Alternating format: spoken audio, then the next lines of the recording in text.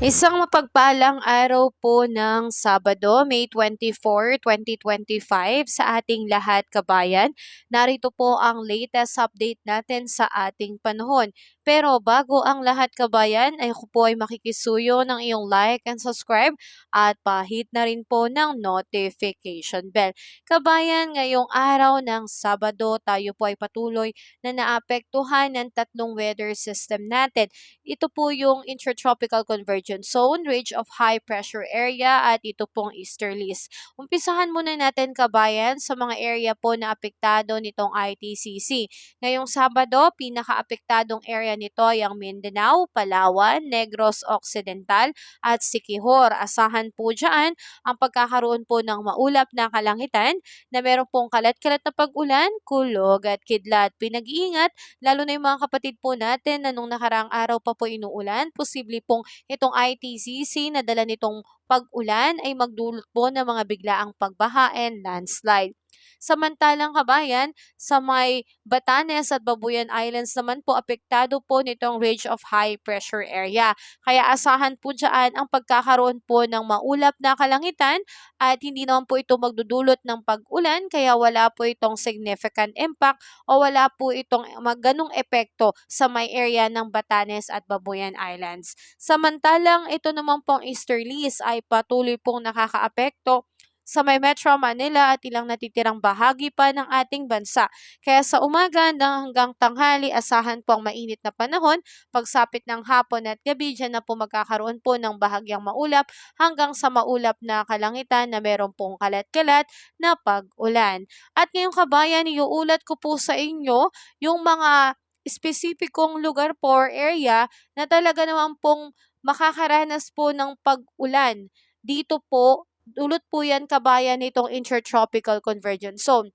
So ngayong umaga po na ito, Sabado hanggang mamayang tanghali, asahan na magiging maulan po dito sa may Zamboanga del Norte, Zamboanga del Sur, Zamboanga Sibugay, Misamis Occidental, Lanao del Norte, Lanao del Sur, Maguindanao del Norte, Maguindanao del Sur, Basilan, Sulu, Tawi-Tawi, Cotabato, South Cotabato, Sultan Kudarat, Sarangani, Davao del Norte, Davao del Sur, Davao de Oro, Davao Oriental, Agusan del Sur, Surigao del Sur at Davao Occidental. Asahan ng pag-ulan ay aabot po ng 50 to 100 millimeters na buhos ng ulan.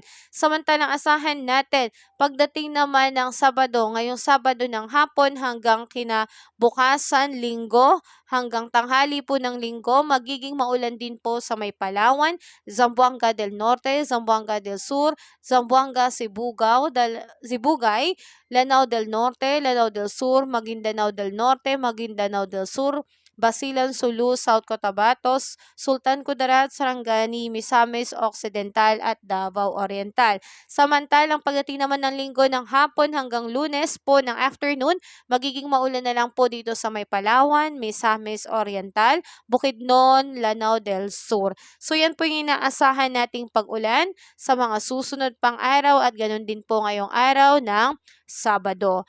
Pagdating naman kabayan sa ating air temperature, ito po yung ating asahan ngayong araw na ito.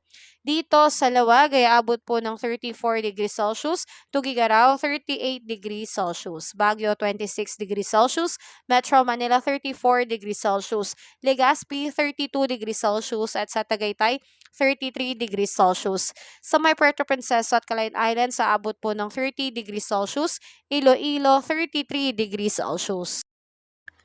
Tacloban, 30 degrees Celsius, Cebu at Cagayan de Oro, 30 degrees Celsius, Zamboanga at Davao po, 31 to 32 degrees Celsius. So, yan po yung na-expect nating air temperature. Ngayong araw ng Sabado, wala naman po tayong namomonitor na anumang sama ng panahon o LPA sa loob at labas ng Philippine Area of Responsibility. Wala din pong nakataas na anumang gale warning signals, kaya malaya pong makakapalaot at makakahuli ng isda ang ating mga kapatid dyan. At sulitin na po natin ito kabayan dahil maganda-ganda po ang ating panahon maliban na labang po sa area ng Mindanao na apektado po nitong ITCC. So yan na po muna kabayan ang aking update. Pasuyo po ulit ng iyong like and subscribe at pahit na rin po ng notification bell. Ingat tayo kabayan. Have a safe day po sa lahat. God bless sa iyo kabayan.